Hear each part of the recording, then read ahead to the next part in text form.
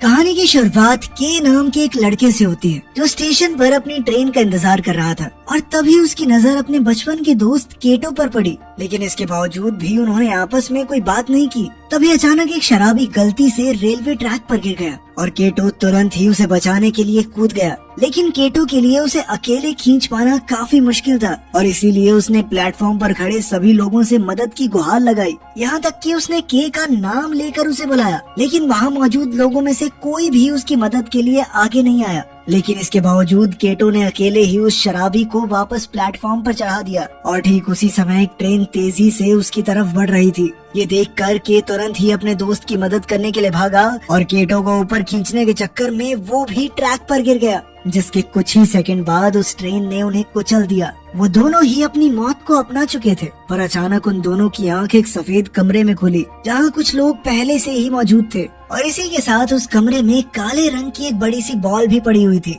उन दोनों ने उस कमरे से बाहर निकलने का रास्ता ढूंढने की कोशिश की, लेकिन सभी खिड़कियां दरवाजे बंद थे और अब उन दोनों को समझ नहीं आ रहा था कि आखिर उनके साथ ये हुआ क्या है। तभी एक आदमी ने उन्हें बताया कि वो सभी लोग मर चुके थे और उन सब की आंख इस कमरे में ही खुली हैं, मानो ये कोई स्वर्ग या नरक का कमरा हो। ठीक उसी समय उस काली बॉल से कुछ लेजर लाइट्स निकली और एक लड़की का शरीर बनने लग गया, जिस पर उस आदमी ने उन्हें बताया कि वो लोग भी इसी तरीके से वहाँ आए थे। उस लड़की ने कपड़े नहीं पहने हुए थे, जिस वजह से हिरोशी नाम का एक आदमी उसे गंदी नजर से देखने लगा और तभी केटो ने बीच में आकर उस लड़की को अपनी जैकेट से ढक दिया। उसी वक्त उस बॉल पर एक मैसेज दिखाई दिया जिसमें लिखा हुआ था कि वो सभी अपनी जिंदगी गंवा चुके हैं और अब उनकी नई जिंदगी का फैसला ये बॉल खुद करेगी। इसके बाद उस बॉल ने उन्हें ऑनियन नाम की एक अजीब से दिखने वाले जीव की तस्वीर दिखाई और कहा कि इसे ढूंढकर जान से मार दो। इसके बाद ही उस बॉल ने उन्हें कुछ बंदूकें और सूटकेस भी दिए, पर जब वो बॉल ये सामान देने के लिए खोली तो उन सभी को उसके अंदर एक आदमी बैठा हुआ दिखाई दिया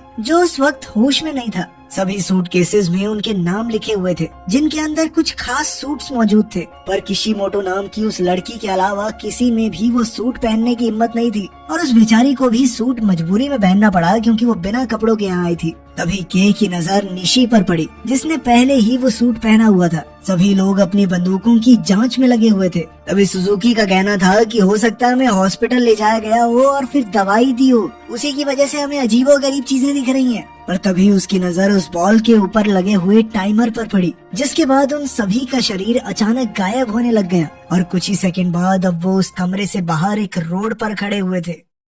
अब उनमें से कुछ लोगों को लग रहा था कि शायद अब वो घर जा सकते हैं, पर तभी निशी ने उन्हें बताया कि असल में वो लोग अब अमेरिकन ट्राई आउट नाम के एक टीवी शो का हिस्सा